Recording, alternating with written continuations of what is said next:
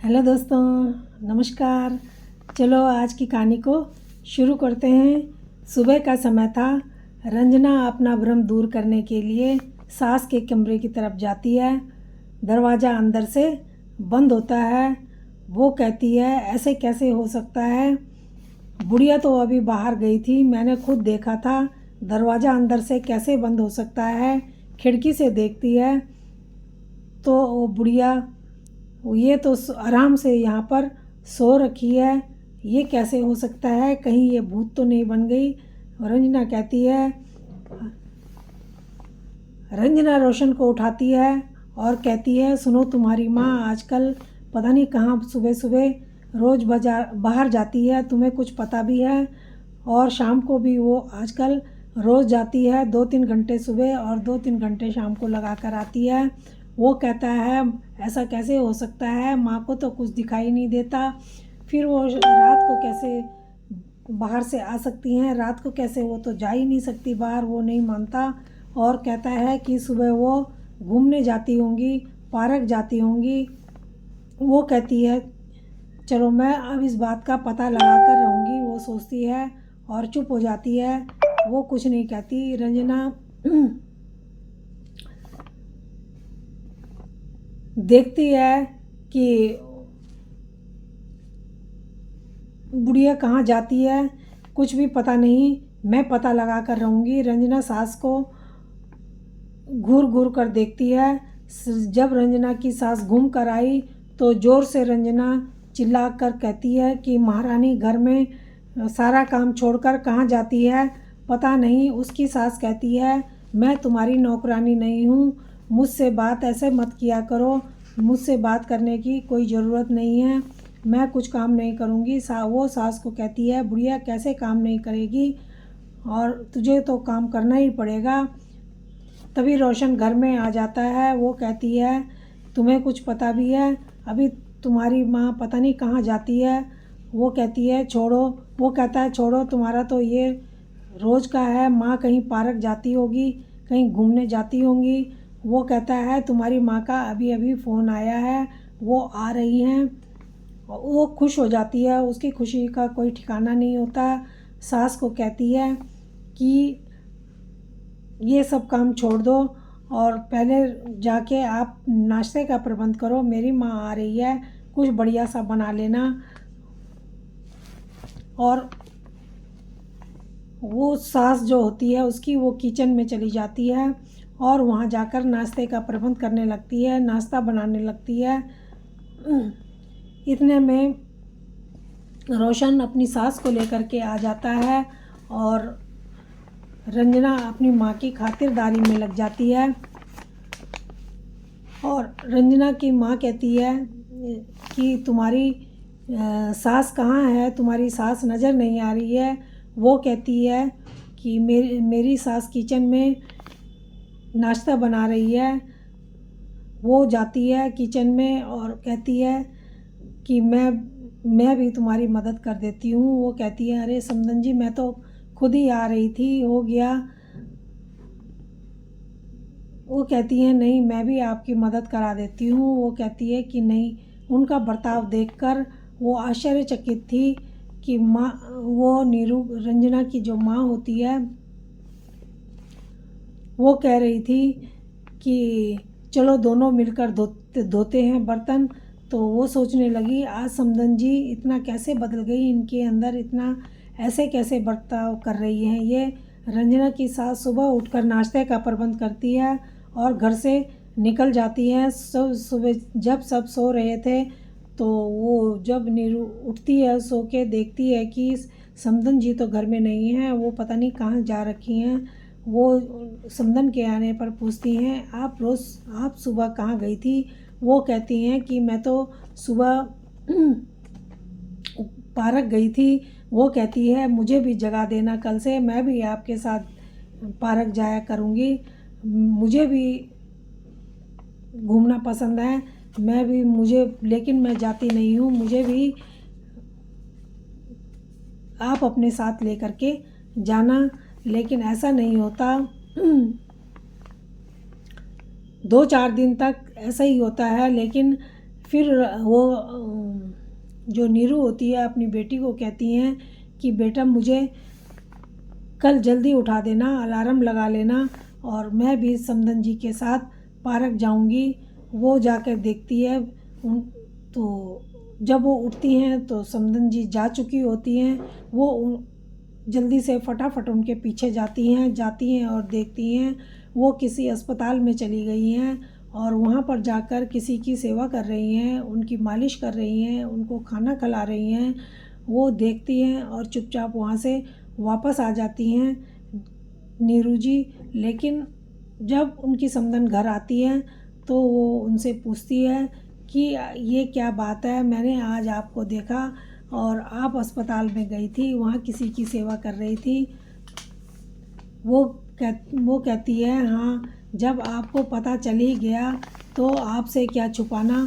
मैं वहाँ जाती हूँ, वहाँ मेरे पति हैं जो बीमार हैं, मैं उनकी वहाँ सेवा करने के लिए जाती हूँ। लेकिन घर में आप ये बात किसी को नहीं बताना, यहाँ किसी को इस बात का पता नहीं है। अब होता क्या है कि जो उसकी रंजना होती है वो आ जाती है और अपनी सास को पकड़ लेती है और खींच कर बाहर ले जाने लगती है। तो उसकी माँ जो है उसको उनका हाथ छुड़ा लेती है और कहती है ये क्या बदतमीजी है, ऐसा क्यों कर रही हो। वो फिर अपनी माँ को कहती है कि माँ आओ, तुम्हें कुछ बात बतानी थी। और वो अपनी माँ को अपने कमरे में ले जाती है और पूछती है कि तुम में ऐसा बदलाव कैसे आ गया है, तुम भी मेरी सास की तरफ हो गई हो। पहले तो तुम मुझे उनके बारे में भड़काती थी, उनके बारे में उल्टी सीधी बातें करती थी, अब खुद ही उनकी तरफदारी करती रहती हैं। और वो कहती है कि इसमें भी कोई राज है, ये मैं सब तुझे बताऊंगी। वो इतने में जब ये बातें चल ही रही थी तो वहाँ पर उनकी बेटी जो समदन होती हैं, उनकी बेटी वहाँ पर आ जाती हैं। यानी वहाँ पर रंजना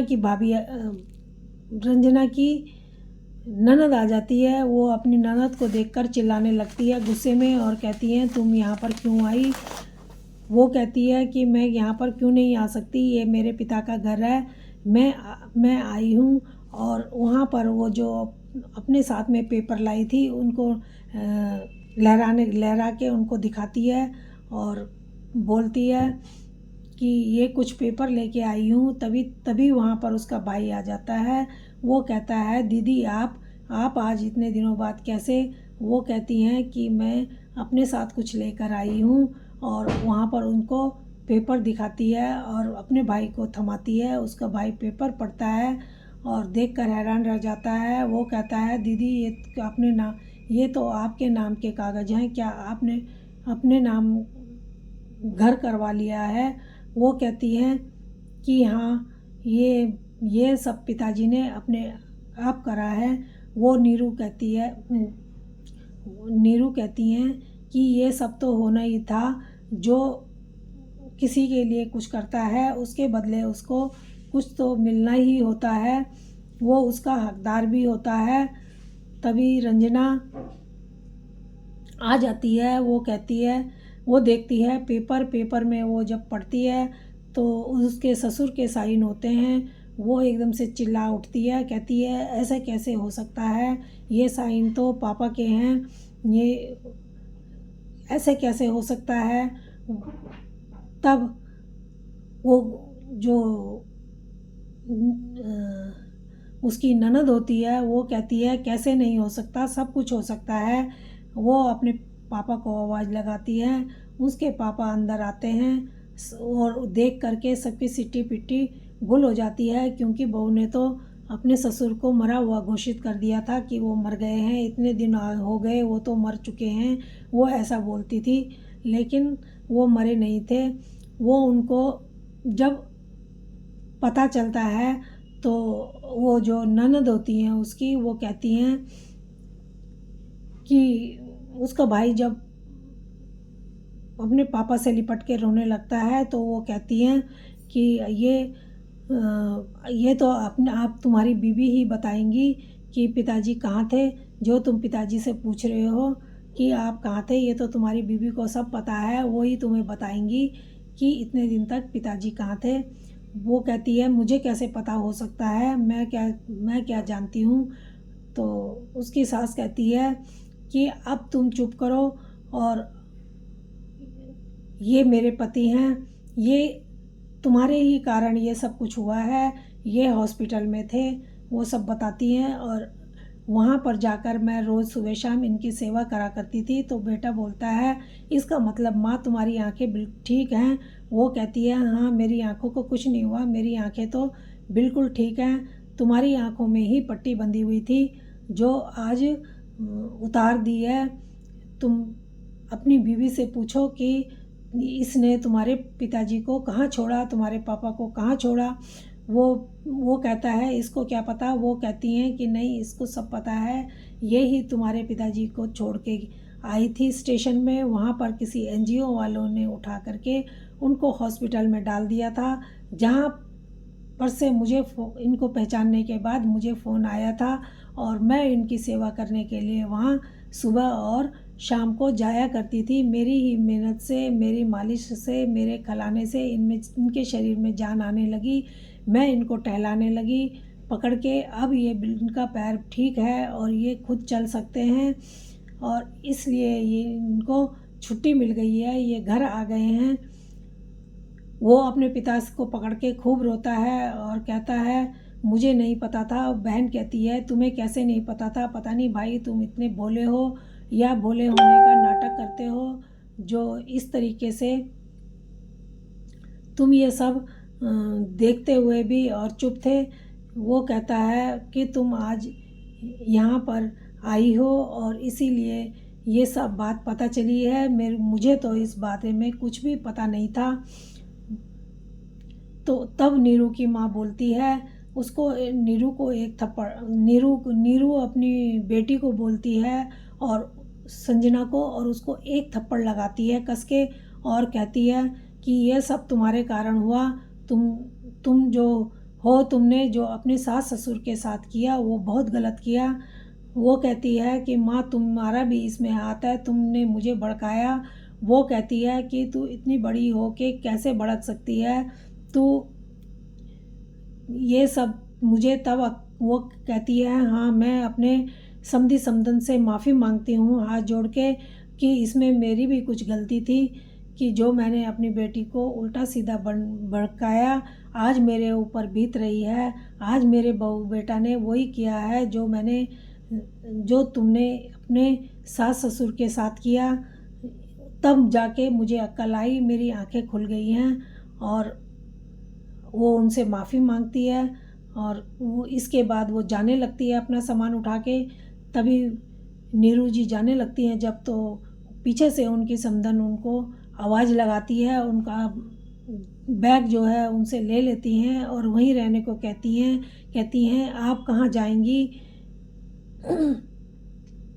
समधी भी कहते हैं आप कहाँ जाओगे, मैं अकेला रहकर मैंने इतने दिन गुजारे हैं, मुझे पता है कि अकेले रहने में कितना कष्ट है, बाहर रहने में कितना कष्ट है। आप कैसे परिवार से अलग रहकर रह सकती हो, ये भी तुम्हारा ही घर है, इसमें रहो। और जो रंजना की ननद होती हैं वो रंजना के भाई को, अपने भाई को पेपर थमा देती हैं और कहती हैं ये तुम्हारा ही घर था, तुम्हारा ही घर है और तुम्हारा ही रहेगा। मेरा ससुराल में सब कुछ है, मैं अपने ससुराल में बहुत खुश हूँ, ये सब तुम्हें सबक सिखाने के लिए करा। तो दोस्तों, ये कहानी आप लोगों को कैसी लगी? अगर अच्छी लगी हो तो प्लीज़ लाइक और सब्सक्राइब ज़रूर करना। धन्यवाद।